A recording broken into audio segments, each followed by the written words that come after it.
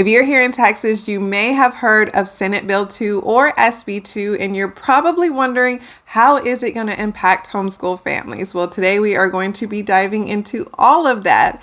It is time for some girl talk.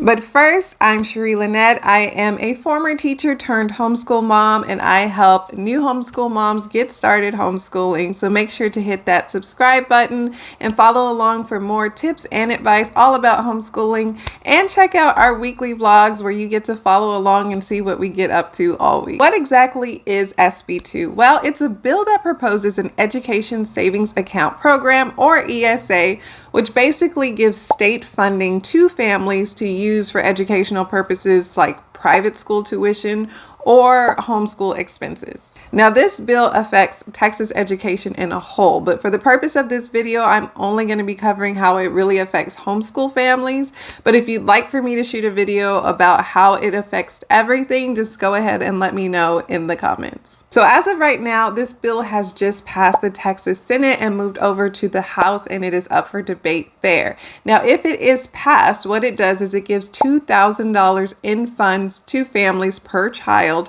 per year that they can use for homeschooling expenses such as curriculum, supplies, or maybe even co-ops. Now, the big question. So how will this affect us as homeschool parents? Now, here in Texas is a very low regulation state. We are considered private schools, which means we don't have to report to the state. The way it's being presented right now is if you choose not to opt into the program, then nothing changes for you. You keep homeschooling as you normally have. However, if you do choose to opt in, there are going to be some strings attached. There's going to be certain vendors or resources that you can only use, and more than likely you will be required to have state testing. Let's talk about some potential pros and cons for the SB2 bill. So the first pro would be financial assistance for curriculum, supplies, and educational expenses. Now, I know this makes it appealing to a lot of homeschool families. Homeschooling can be expensive, and they are just looking for some extra support to help with curriculum, supplies, and things like that. More accessibility for families who need extra support. So I know the ESA program is supposed to be able to offer like a place where homeschool families can come and get extra support and I guess guidance. But there are places that you can find that now. There's tons of resources out there which you don't actually have to opt into the ESA program to get that. Additional funding for therapy services for homeschool students with disabilities. Now, I've seen mixed things when I was researching this. Some things said that you would be able to use the money for therapies and things like that, and some things said they didn't. So I'm not 100% sure on that. A lot of people don't know this, but currently, while my son is homeschooled, I did get him speech services through the school district. I would take him up there twice a week. He would do his speech and then he would just go home, and we still homeschooled at home. So there still is access to services throughout the school district. I think a lot of families just don't know that or know to ask about that. The cons are possible increased state oversight for participating families. So you already are going to know that you're already being restricted. It's resources or curriculums or programs that you can use, which is something that's never been required here in Texas. So there is going to be, like I said earlier, state testing. You're going to be on this vendor list. So you already are going to be having some oversight if you do opt in.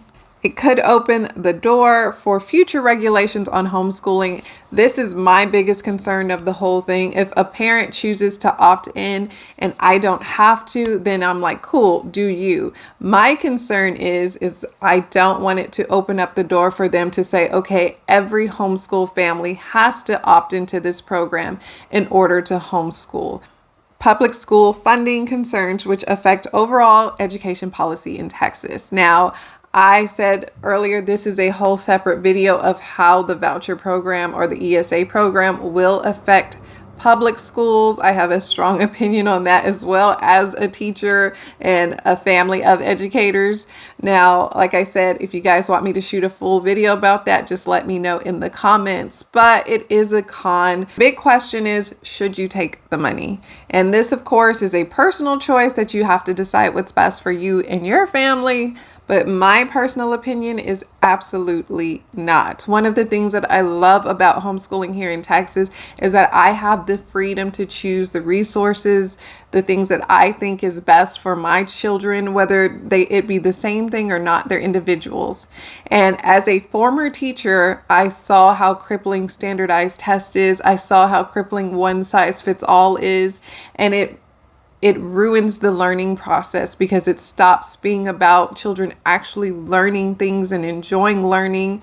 And it becomes about making sure you're passing a test so that you can receive the funding. And that was all that was pushed when I was a teacher, was pass the STAR test, pass the STAR test, pass the STAR test, because our funding was based on those kids passing the test. We literally taught kids not necessarily how to learn the information all of the time, because sometimes it was just too much. It was too difficult. We taught them how to navigate taking the test, how to just get rid of the wrong answers and then narrow it down to 2 and then take your best educated guess. We literally were studying the best way to beat the test and not focused on actually learning the material that they should have been learning. And I know a lot of people would love the extra financial support, but I can tell you all money ain't good money. If it comes with strings attached to it, then I'm always going to be leery.